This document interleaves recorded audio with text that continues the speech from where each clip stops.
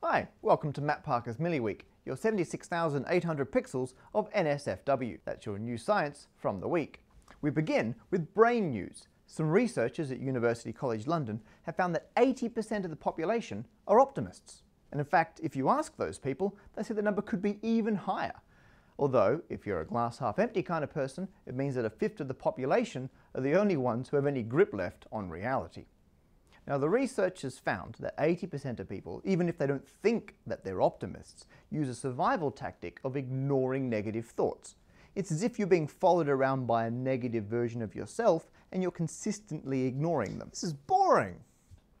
In neutrino news, it was released... Don't tell the neutrino gag.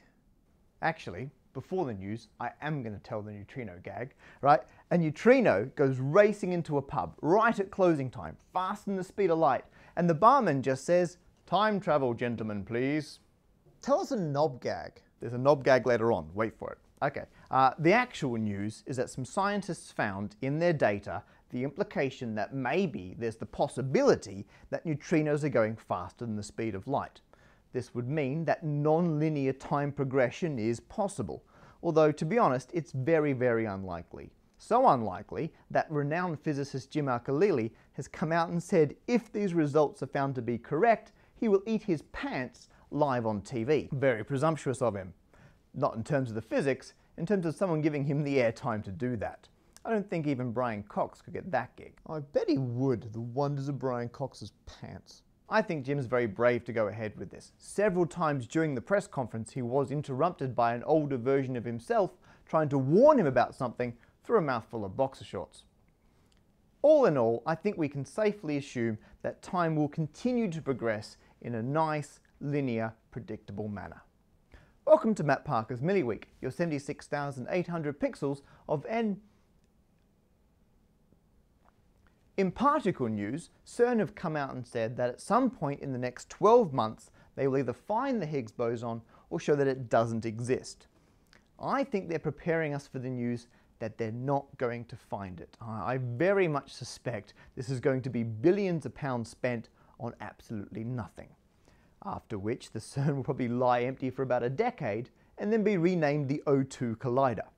I don't think it's a waste of money. I've been following what CERN have done. They've done some amazing work. In fact, I saw their last application for funding. It was both concise and very persuasive.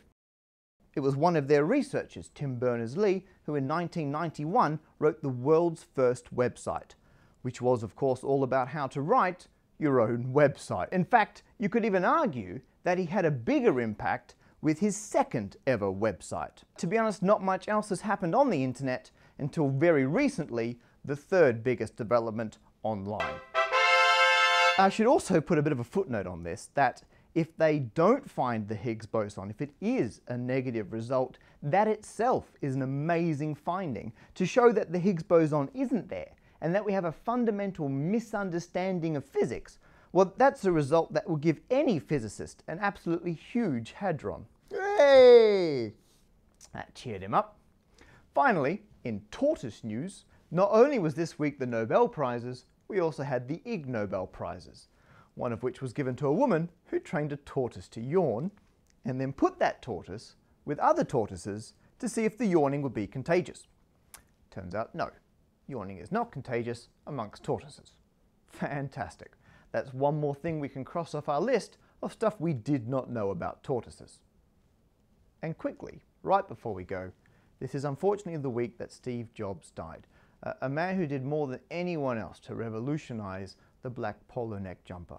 And since he's died, he's been described as everything from being a control freak right through to being an absolute visionary. But let's not forget that he is really a geek. And so to celebrate the passing of the man behind Apple, I feel it's only fitting that we have 1 minute silence. See, this is why you should use Linux. Ridiculous. Why am I even mic'd up? I'm negative. Oh, forget it. This whole thing is an absolute disaster. We didn't cover anything on the global warming stories. We didn't go near the giant octopus. That tortoise story.